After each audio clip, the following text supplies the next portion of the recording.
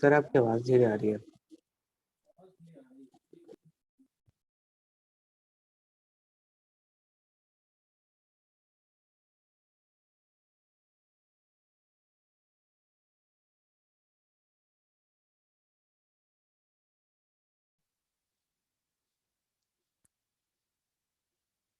अभी भी धीरे है, बताओ जरा। सर बोर्ड के पास जाओ सर, फिर पता चलेगा। Yes sir. धीरे है क्या? धीरे है सर।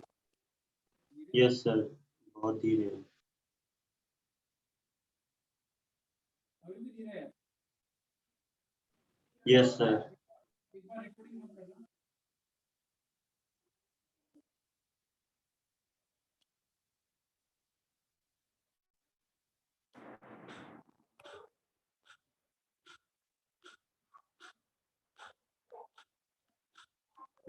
अब सही है ना आवाज?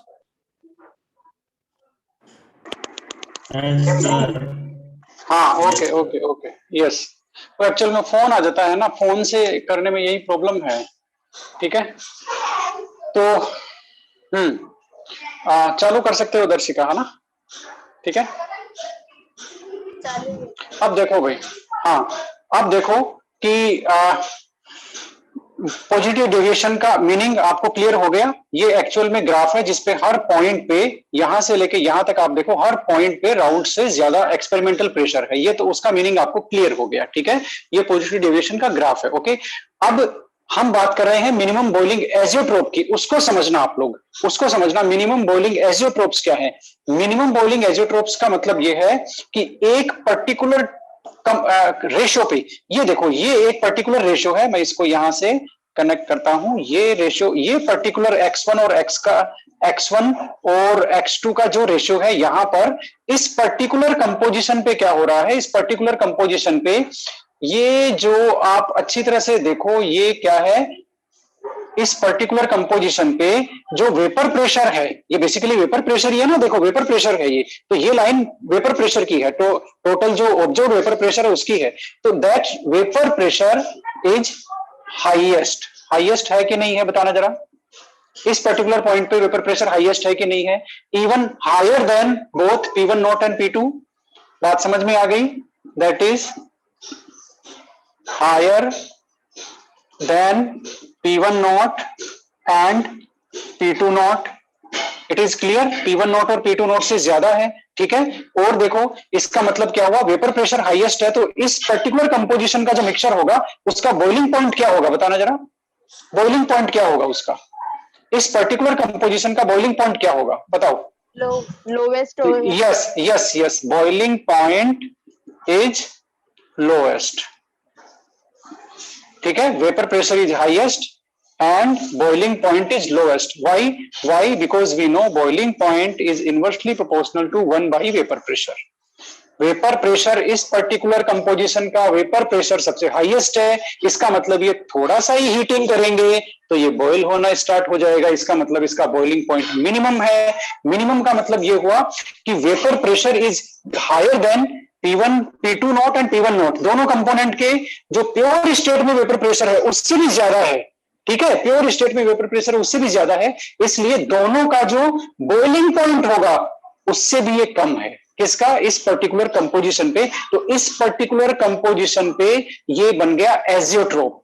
ये जो हमने मिक्स किया ना x1 और x2, one component and two component 2, इनको हमने मिक्स किया इस पर्टिकुलर रेशियो पे। ये रेशियो कुछ भी हो सकता है, 80+20, 90+10, 95+5 या 98+2 या 99+1, कुछ भी हो सकता है। ठीक है, उस पर्टिकुलर रेशियो पे एजियोट्रोपिक मिक्सचर अचीव हो गया और इस पर्टिकुलर कंपोजिशन पे वेपर फेज का और लिक्विड फेज का जो कंपोजिशन है सॉल्यूशन फेज का वो सेम है। ठीक है, उसकी वजह से या इस पर्टिकुलर कंपोजिशन पे ये जो सॉल्यूशन है ये कांस्टेंट बॉइलिंग मिक्सचर की तरह बिहेव कर रहा है, प्योर लिक्विड की तरह बिहेव कर रहा है, और इस पर्टिकुलर कंपोजिशन से आगे हम लोग फ्रैक्शनल डिस्टिलेशन से सेपरेशन अचीव नहीं कर सकते हैं।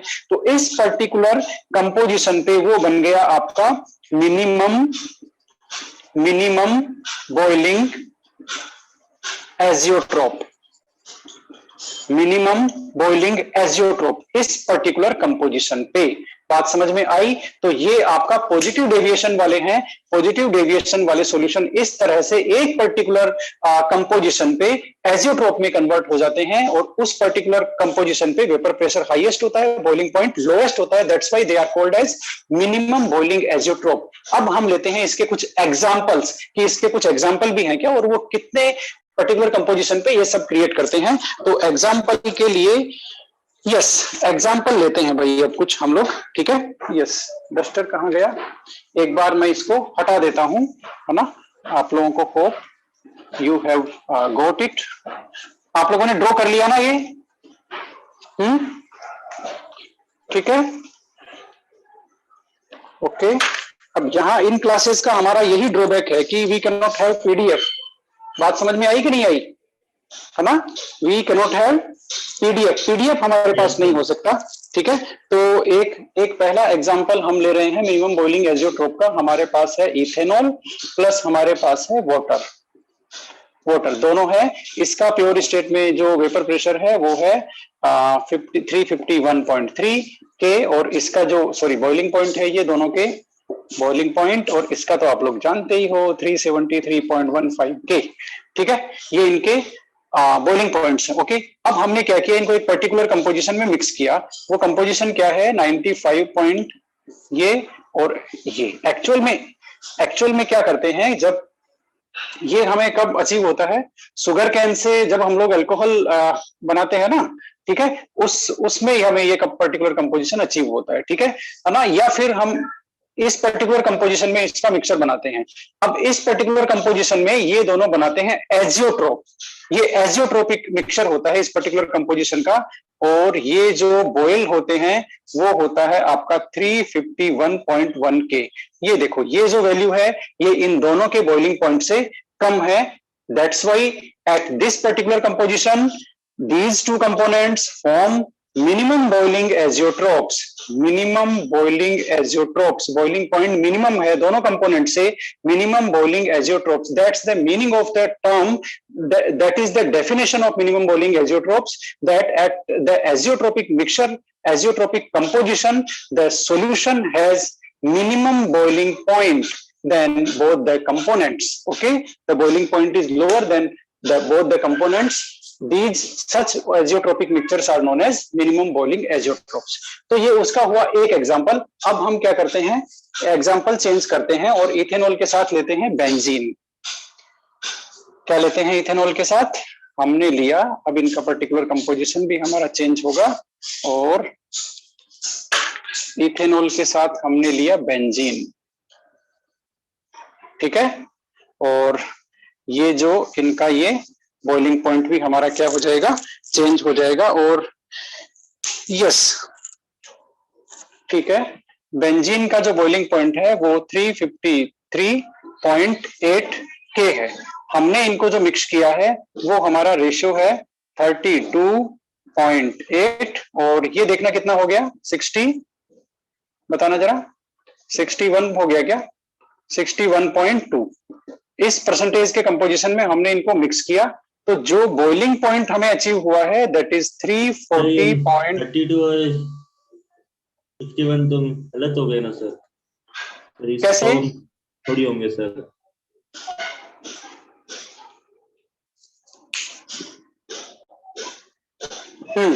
तो कितने हो गए हैं बता दो,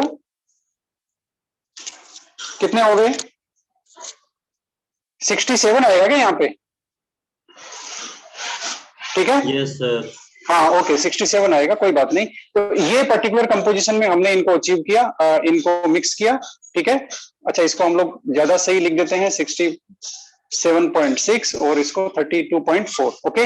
अब ये देखो, हमने इस पर्टिकुलर कंपोजिशन में इनको मिक्स किया तो हमें जो बॉइलिंग पॉइंट अचीव हुआ दैट इज दिस वन, 348। अब ये दोनों से कम है, देख लो, दोनों से ही कम है, तो ये है हमारा मिनिमम बॉइलिंग एजियोट्रोप, ठीक है। तो ये दोनों एग्जांपल थे मिनिमम बॉइलिंग एजियोट्रोप के।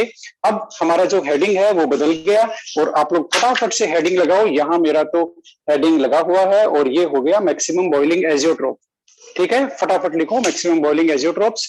और मैक्सिमम बॉइलिंग एजियोट्रोप्स कौन से सॉल्यूशन देते हैं वो भी लिख लो। Solutions having large negative deviations, solution having large negative deviation from maximum boiling azeotrophs at a specific composition. Solutions having large negative deviation from maximum boiling azeotrophs at a specific composition. ठीक है, at a specific composition. Okay, अब हम वापस वही graph, वही जो सारा scenario है वो लेने वाले हैं। और मैक्सिमम बॉइलिंग एजियोट्रोप का मीनिंग आप लोग समझ गए कि एजियोट्रोपिक सिचुएशन में जो बॉइलिंग पॉइंट होता है वो दोनों कंपोनेंट से ही ज्यादा होता है। ठीक है, तो अब हम पहले इसको उस ग्राफ में कन्वर्ट करते हैं कि इसमें आइडियल सॉल्यूशन का जो हमारा ग्राफ होता है, vapour pressure this side, x2 का जो कंपोनेंट का जो वेरिएशन है दैट इज दिस साइड, ये आपका प्योर कंपोनेंट 1 का प्योर स्टेट में वेपर प्रेशर, ये प्योर कंपोनेंट 2 का प्योर स्टेट में वेपर प्रेशर, ये इसकी डिक्रीजिंग की लाइन V1 की, ये आपका x2 इंक्रीज होता है तो कंपोनेंट 2 का जो प्योर स्टेट, कंपोनेंट 2 का जो पार्शियल प्रेशर है उसकी इंक्रीजिंग की लाइन P2, ये जो P1 नोट और P2 नोट की जो कनेक्टिंग लाइन है that represents which one, that represents आपका टोटल प्रेशर कैलकुलेटेड। ठीक है, जो राउल्स ने शो किया था।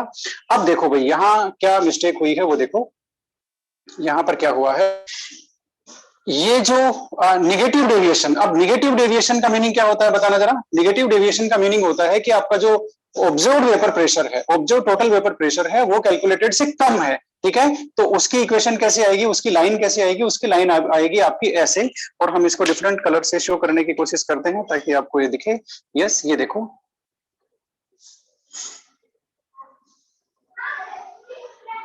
ये देखो, ये जो ब्लू लाइन है दैट इज टोटल पीटी और ये ऑब्जर्व की ब्लू लाइन है। और देखो हर कंपोजिशन पे x1 और x2 के हर कंपोजिशन पे टोटल वेपर प्रेशर की जो वैल्यू है वो जो राउल्स लॉ की जो वैल्यू है कैलकुलेटेड उससे कम है। ये मतलब है नेगेटिव डेविएशन का। ठीक है, नेगेटिव डेविएशन का। अब यहां पर देखो ये जो पर्टिकुलर पॉइंट है, ये इस पे आपका जो टोटल वेपर प्रेशर है वो क्या है, मिनिमम है। देख लो अच्छी तरह से, ये जो पर्टिकुलर प्रेशर का टोटल वेपर प्रेशर का पॉइंट है, इस पे वेपर प्रेशर मिनिमम है। ठीक है, तो इस पर्टिकुलर कंपोजिशन पे यहां पर बनेगा एजियोट्रोप, इस पर्टिकुलर कंपोजिशन पे एजियोट्रोप बनेगा। जो भी x1 x2 का जो भी रेशियो है उस पे ये एजियोट्रोप बनेगा। और कौन सा एजियोट्रोप बनेगा, maximum boiling point, maximum boiling azeotrope. ठीक है, ये आपका हो गया मैक्सिमम बॉइलिंग एजियोट्रोप। और देखो अब आपको कहानी समझ में आ गई होगी कि इस पर्टिकुलर पॉइंट पे वेपर प्रेशर क्या है, बताना जरा। वेपर प्रेशर क्या है इस पर्टिकुलर पॉइंट पे? Yes, vapour pressure is minimum.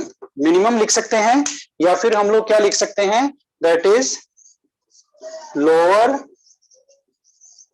Then P1 nought and P2 not. सही बात है ना, P1 नॉट P1 नॉट और P2 नॉट जो प्योर स्टेट में वेपर प्रेशर है उनसे भी कम है। ठीक है, okay, and vapour pressure is minimum and boiling point is, बताना जरा, हाईएस्ट।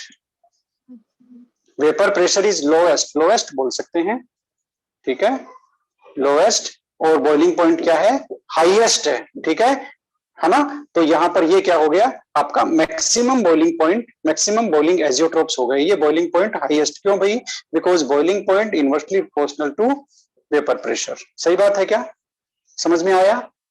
तो इस पर्टिकुलर कंपोजिशन पे जिस पे वेपर प्रेशर सबसे कम है, तो वेपर प्रेशर सबसे कम है तो बॉइलिंग पॉइंट सबसे ज्यादा होगा। इसका मतलब इस पर्टिकुलर कंपोजिशन पे जो लिक्विड है, जो सॉल्यूशन है, उसका बॉइलिंग पॉइंट प्योर कंपोनेंट 1 और प्योर कंपोनेंट 2 दोनों से ज्यादा होता है, दोनों से ज्यादा होता है। ठीक है, और इस पर्टिकुलर कंपोजिशन पे वेपर फेज और सॉल्यूशन फेज का कंपोजिशन क्या हो जाता है, सेम हो जाता है ना।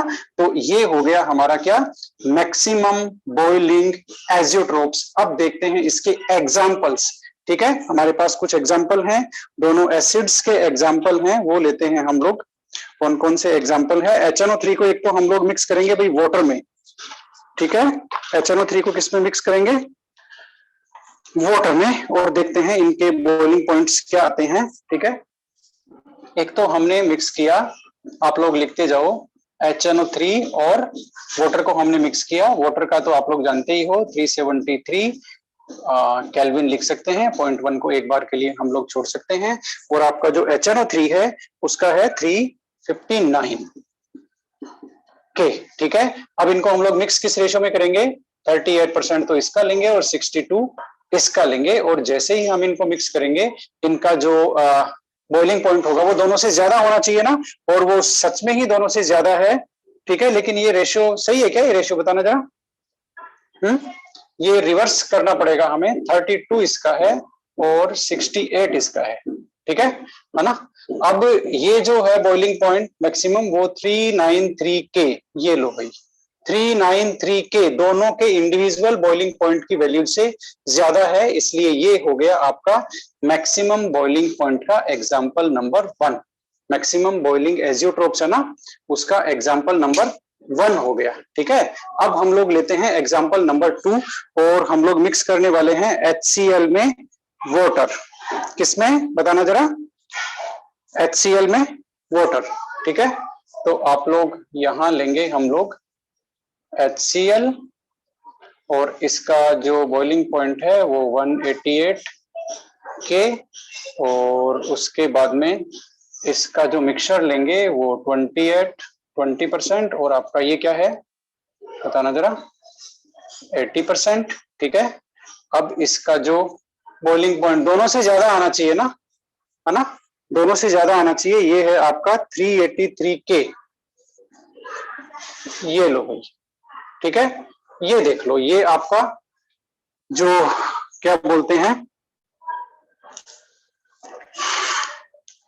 Maximum boiling azeotrope. दोनों एग्जांपल आपको समझ में आए? यानी कि HCl और H2O को इस पर्टिकुलर रेशियो में मिक्स करेंगे तो उसके बाद आप उनको फ्रैक्शनल डिस्टिलेशन से सेपरेट नहीं कर पाएंगे, क्योंकि इस पर्टिकुलर कंपोजिशन में वो प्योर लिक्विड की तरह बिहेव करता है, उसका बॉइलिंग पॉइंट होता है ये, और ये बॉइलिंग पॉइंट दोनों इंडिविजुअल के बॉइलिंग पॉइंट से है ज्यादा। That's why this particular azeotropic mixture is known as maximum boiling azeotropes. ठीक है, तो ये एजियोट्रोप्स की छोटी सी स्टोरी थी। तो आप लोगों ने आज क्या सीखा, आप लोगों को पता चला कोई लिक्विड बॉइल कब होता है, बताओ, कोई लिक्विड बॉइल कब होता है, फटाफट बता दो। सर वो सर जब पार्शियल प्रेशर सर जब बाहर के प्रेशर के सर सेम हो जाता है। देखो बहुत सिंपल सी बात है। अब एक चीज मुझे बताओ, वाटर और आपका जो मस्टर्ड ऑयल है, इसमें बॉइलिंग पॉइंट किसका ज्यादा होता है, किसका बॉइलिंग पॉइंट ज्यादा होता है, किसमें हमें टेम्परेचर ज्यादा देना पड़ता है उसको बॉईल करने के लिए, बताना जरा। Mustard oil sir, mustard oil का बॉइलिंग पॉइंट ज्यादा है। ठीक है, जो बॉइलिंग पॉइंट अचीव किया हुआ मस्टर्ड ऑयल को तो बियर करना ही बहुत मुश्किल है, you can not imagine the temperature.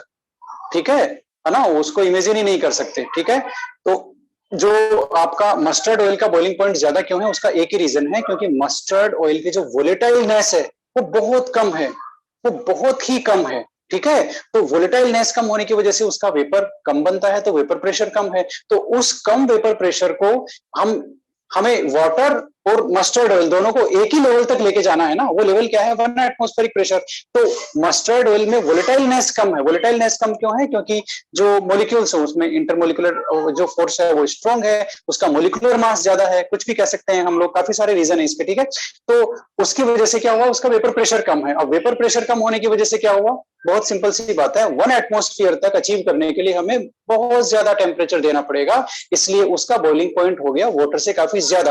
Water की वोलेटाइलनेस ज्यादा है। ठीक है, जिसकी वजह से वो कम टेम्परेचर पे ही, मस्टर्ड ऑयल के कंपैरिजन में कम टेम्परेचर पे ही उसका वेपर प्रेशर 1 एटमॉस्फेरिक प्रेशर के इक्वल हो जाता है और वो बॉयल होना स्टार्ट हो जाता है। ठीक है, इसीलिए अब वोलेटाइलनेस तो बहुत सिंपल सी बात है, आप लोग जैसे एक एक ड्रॉप आप कहीं भी किसी कंटेनर में रखोगे मस्टर्ड ऑयल की, वाटर की, रात को रखोगे, सुबह उठ के देखोगे तो आपको वाटर नहीं मिलेगा, लेकिन मस्टर्ड ऑयल उसको मिलेगा। इसका मतलब उसकी वोलेटाइलनेस है वो बहुत ही ज्यादा कम है, इसीलिए उसका वेपर प्रेशर कम है और बॉइलिंग पॉइंट ज्यादा है। ये आपने देखा एक पॉइंट। दूसरा पॉइंट आपने देखा कि एजियोट्रोप्स बेसिकली हमने फ्रैक्शनल डिस्टिलेशन से स्टार्ट किया कि फ्रैक्शनल डिस्टिलेशन है क्या।